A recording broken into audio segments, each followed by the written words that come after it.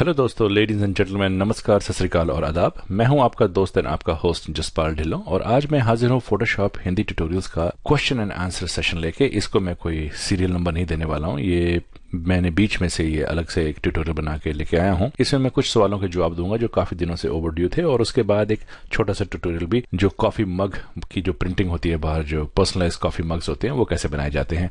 तो शुरुआत करते हैं साहब। ये देखिए, पहला सवाल था मुझे, ये किसी ने पूछा था कि ये पिक्सल लॉक क्या होता है, जो ये ट्रांसपेरेंसी पिक्सल्स होती हैं। ये अगर मैं इसको ऑन करूं तो ये देखिए, अगर मैं यहाँ पे कर्सर को लेके आऊं और हवर करूं तो यहाँ पे आ जाएगा लॉक ट्रांसपेरेंट पिक्सल्स। अब ये क्या होता है और इसका कहाँ इस्तेमाल होता है? बड़ा इंटेलिजेंट क्वेश्चन है। मुझे उन साहब का नाम नहीं याद रहा क्योंकि मैं ईमेल्स पढ़ने के बाद और नोट्स लेने के बाद डिलीट कर देता हूं, तो आप मुझे माफ कीजिएगा। लेकिन हियर वी गो, मैं अब बताता हूं क्या होता है ये। सबसे पहले तो ये मैंने एक ब्लैंक डॉक्यूमेंट खोला, इसको डिलीट कर देते हैं। नए सिरे से एक नई लेयर बनाई और फोरग्राउंड कलर येलो है, तो यहां से मैं एलिप्टिकल मार्की टूल लूं।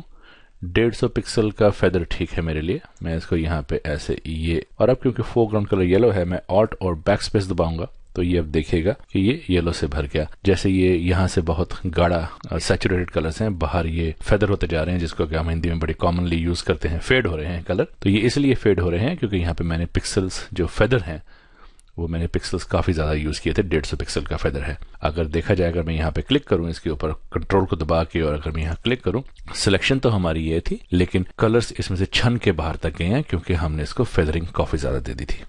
समझाने के लिए कि ये पिक्सल लॉक क्या है, अब अगर मैं सपोज कीजिए इसका कलर बदलना चाहूं, कोई नया कलर लेके आते हैं, ये इसका कलर है तो यही कलर मैं चुन लेता हूं।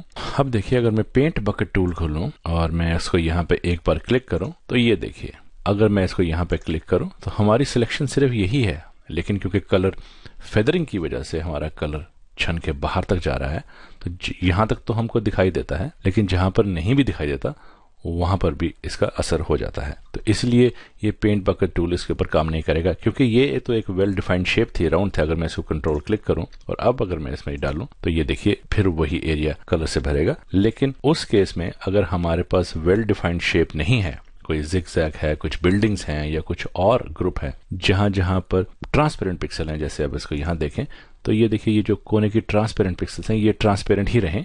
इसके लिए हम क्या करते हैं, यहाँ पे ये अब ट्रांसपेरेंट पिक्सल लॉक को अगर मैं क्लिक करूं तो ये देखिए, ये पतले से ताले की आउटलाइन बन जाती है।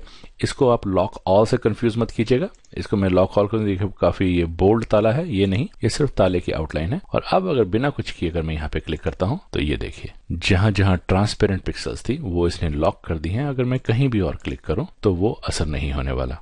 दूसरा सवाल मुझे आया था मिस्टर अली दमानी जी का। इन्होंने कहा था कि ये फोटो जब खींचते हैं, अगर ट्राइपॉड पे फोटो खींचे तो ठीक है, कई बार अगर हैंड हेल्ड कैमरा से फोटो खींची जाए तो फोटो सीधी नहीं टेढ़ी होती है। उसको सीधा करने का क्या तरीका है? इसका बहुत आसान सा तरीका है। आप सिर्फ क्या, जैसे मैंने ये फोटो ढूंढ के निकाली है, ये किसी बर्थडे सीन की फोटो है। अगर आप देखिए तो ये टिल्टेड है, तो इसको सीधा कैसे करें? आप यहाँ पर आए, ये जो हमारे आई ड्रॉपर टूल के नीचे यहाँ पे एक रूलर टूल भी है। ये रूलर टूल बेसिकली तो नापने के लिए होता है, लेकिन इसका हम इस्तेमाल यहाँ पे करेंगे और बहुत खूबसूरती से ये काम करेगा। जहां पे आपको लगता है कि फोटो सीधी होनी चाहिए, जिस एंगल में, उस एंगल में आप यहाँ पे एक बार क्लिक कीजिए और ड्रैग करके उसी एंगल में एक लाइन खींच दीजिए। अब आप यहाँ पे इमेज पे आइए, इमेज रोटेशन पे आइए और आर्बिट्री चुन लीजिए। जब आर्बिट्री चुनते हैं तो ये देखिएगा, ये अपने आप एक एंगल ढूंढ के निकाल लेती है फोटोशॉप। आप इसको ओके कर दीजिए और ये देखिए फोटो बिल्कुल सीधी हो गई। तो ये बहुत आसान सा तरीका है।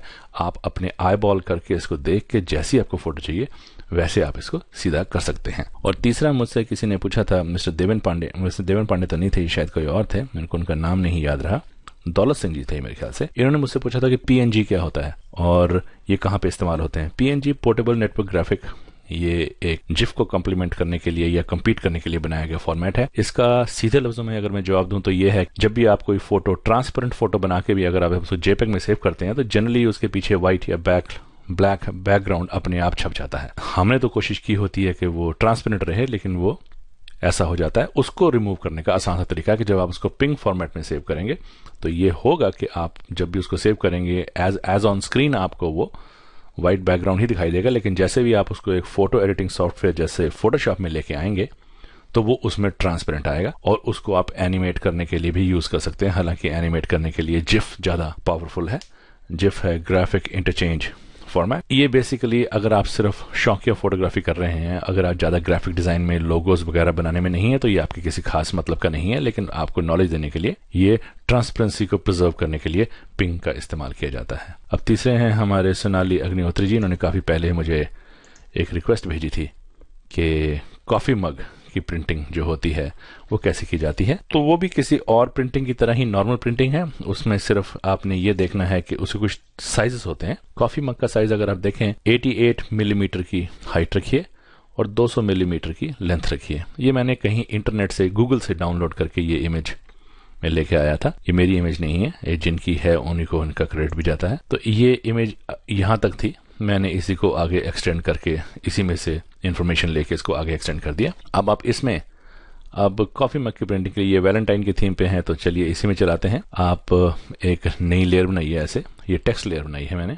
आप यहाँ से मैं इसको फिलहाल तो उड़ा देता हूँ। नए सिरे से हम एक टेक्स्ट लेयर बनाते हैं यहाँ पर। और ये फॉन्ट था जी वाइनर हैंड, मैंने कहीं से ये फॉन्ट डाउनलोड किया था। तो इसका साइज 38 के आसपास कर देते हैं, 48 बहुत बड़ा हो जाएगा। फॉन्ट को आप कलर कोई भी हो, कोई फर्क नहीं पड़ता, क्योंकि हमने इसको बाद में कलर इसका हटा देना है। यहाँ पे मैं इसको टाइप कर देता हूँ बी माई वैलेंटाइन। अब थोड़ा सा यहाँ पर एक्सटेंड करूं ताकि ये एक लाइन में आ जाए, ये ऐसे। अब हमारा ये पिंक फॉन्ट हमको चाहिए नहीं, मैंने तो सिर्फ दिखाई दे हमको इसलिए यूज किया था। अब हम इसके ऊपर एक लेयर स्टाइल लेके आते हैं, वो है स्ट्रोक। ये स्ट्रोक है, ये काला स्ट्रोक है बाय डिफॉल्ट, तो काला बनेगा। मैं इसको पहले अंदर लेके आऊं, यहाँ ला के रखता हूँ ताकि कहीं पे दिखाई भी तो दे आप लोगों को। ये देखिए थोड़ा यहाँ पे दिखेगा। अब काले के बजाय मैं इसको कुछ लाइट कलर से भर देता हूँ, व्हाइट से भर देता हूँ।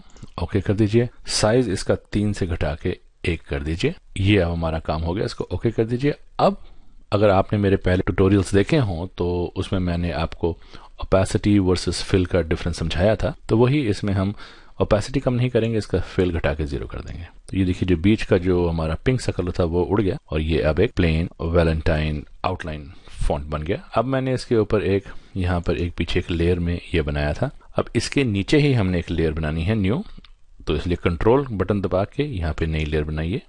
नई लेयर का बटन दबाइए तो ये नई लेयर बन जाएगी। अब आप यही कलर लेके रेक्टेंगुलर मार्कर टूल लीजिए, फॉन्ट के इर्द गिर्द सिलेक्शन बनाइए और ऑल्ट और बैक स्पेस से इसको भर दीजिए। कंट्रोल डी करके डी सेलेक्ट कर दीजिए। अब इसकी ओपेसिटी आप घटा के 20 के आसपास, 30 भी ठीक है। अब हम इसके ऊपर फिल्टर लेके आते हैं, फिल्टर ब्लर, और अब हम लेके आएंगे इसके ऊपर रेडियल ब्लर। रेडियल ब्लर है 29 के आसपास, ठीक है।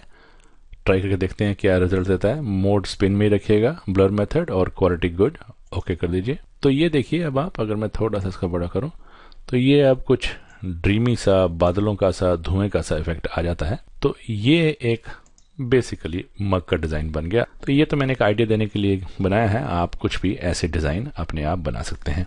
तो ये था मेरा आज का छोटा सा ट्यूटोरियल, बेसिकली सवालों के जवाब देने के लिए। उम्मीद है आपको ये पसंद आएगा। अगर आपको पसंद आता है तो आप प्लीज़ जरूर मेरे ट्यूटोरियल सब्सक्राइब कीजिए। सब्सक्राइब करने का फायदा यही है कि जब भी मैं कोई नया ट्यूटोरियल अपलोड करूंगा आपको उसकी नोटिफिकेशन आ जाएगी, फिर आप उसको अपनी सहूलियत से जब जी चाहे देख सकते हैं। तो until we meet next in the next tutorial, God bless, नमस्कार, हैव फन, बाय बाय।